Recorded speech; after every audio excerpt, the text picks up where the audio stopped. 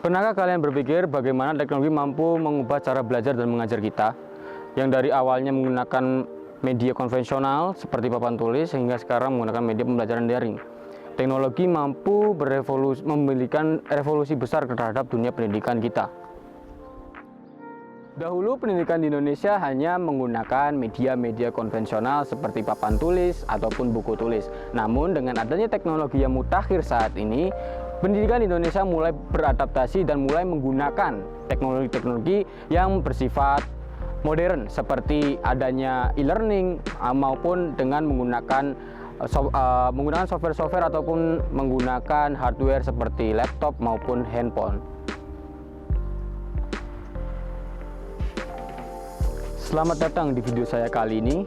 Di sini kita akan membahas tentang apa itu profesi pengembang teknologi pembelajaran, bagaimana perannya, dan apa saja ya tantangannya yang harus dihadapi di era digitalisasi saat ini. Inilah opini saya.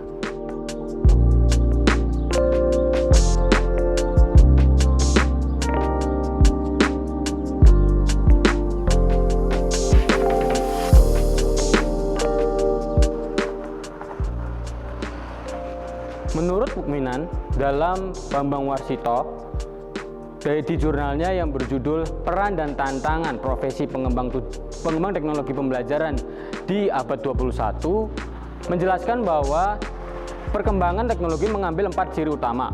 Yang pertama yaitu adalah menerapkan pendekatan sistem. Kemudian yang kedua yaitu adalah menggunakan sumber belajar seluas mungkin. Kemudian yang ketiga adalah bertujuan untuk meningkatkan kualitas siswa. Kemudian yang keempat adalah berorientasi pada kegiatan instruksional individual. Teknologi pembelajaran sendiri dikutip dari Permenpan nomor 28 tahun 2017 merupakan kajian dan praktik etis yang bertujuan untuk memfasilitasi pembelajaran serta meningkatkan kinerja melalui penciptaan, penggunaan, dan pengaplikasian sumber daya yang ada.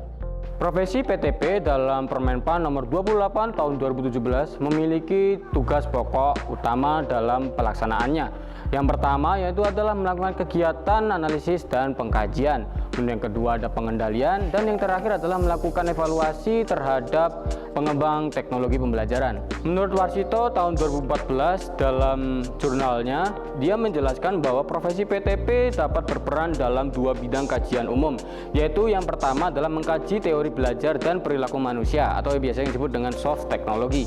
Kemudian yang kedua adalah mempelajari teknologi mutakhir yang digunakan untuk menyesuaikan pada pembelajaran atau menyesuaikan pada masalah pembelajaran atau biasanya disebut dengan hard teknologi.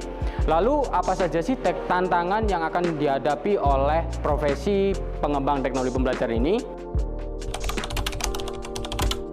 Tantangan-tantangan yang harus dihadapi oleh profesi pengembang teknologi pembelajaran ini, beberapa diantaranya adalah yang pertama yaitu adalah harus inovatif dan kreatif. Di dunia yang era digitalisasi ini, tentunya profesi tersebut harus benar-benar menggunakan inovasi mereka agar pembelajaran itu tidak boring. Kemudian yang kedua adalah harus berkolaborasi.